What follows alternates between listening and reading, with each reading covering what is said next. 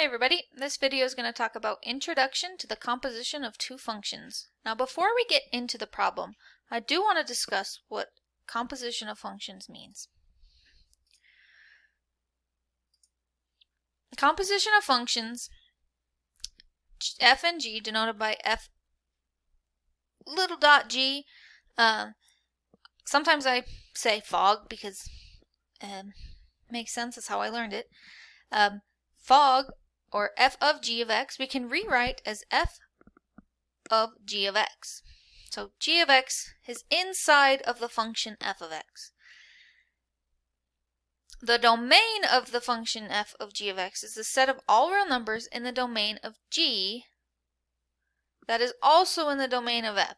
Well, we can talk a little bit more about that, but the whole idea is that we're going to plug the entire function of g into anywhere that there's a variable in the function f. Okay? So, with our two functions, f of x, or s of x and t of x, this asks us to find the value of t of s of 4. So, what is s of 4? Or negative 4? S of negative 4 equals 2 times negative 4 minus 2, which is negative 8 minus 2, which is negative 10. So that now becomes my input of my t function. So I'm finding t of negative 10. Because s of negative 4, what was that equal to?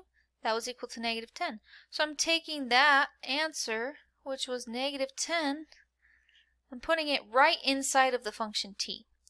So t of negative 10 is negative 2 times negative 10 squared minus 2, which is negative 2 times 100 minus 2, which equals negative 200 minus 2, negative 202. Okay, so there's a quick introduction of the composition of two functions.